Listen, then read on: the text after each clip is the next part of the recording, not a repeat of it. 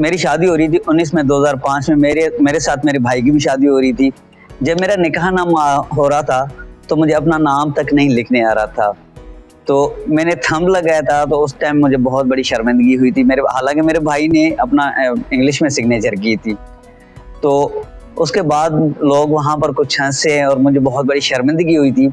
तो फिर मैंने एक तहिया किया था कि अब मुझे पढ़ना है। बहुत मुझे एहसास हुआ था उस दिन कि अनपढ़ लोगों की कोई सोसाइटी में इज्जत नहीं है, मुआशरे में इज्जत नहीं है। उसके बाद मैंने पढ़ना स्टार्ट कर दिया।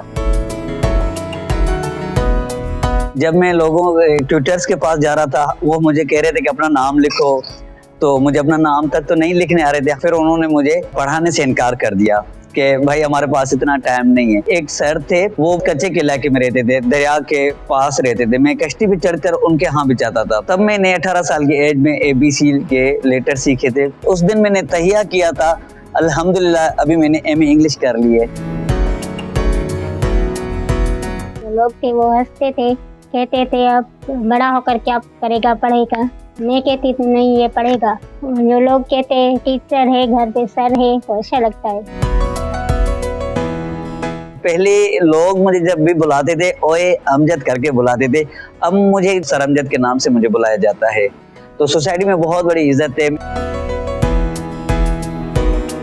हालात इतने अच्छे तो नहीं है, लेकिन इंशाल्लाह उम्मीद है कि हालात मेरे ठीक हो जाएंगे। जिस तरह अल्लाह ने मुझे तालीम से नवाजा है, इस तरह हालात में बेहतर करने वाला। आजकल मैं ट्यूशंस पढ़ा रहा हूँ, यही जरिया माश है, और एक प्राइवेट स्कूल में एज ए टीचर हूँ। इसके अलावा एक सोशल वर्किंग भी कर रहा हूँ मैं अपने गाँव में।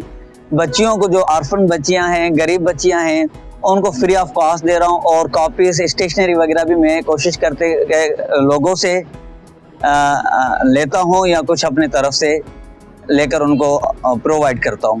इसकी वजह यही है कि जब हमारी सोसाइटी में, हमारे मुआशरे में जब बच्चियां पढ़ लिख कर जाएगी तो हमारा मुआशरा ऑटोमेटिकली तरक्की करेगा।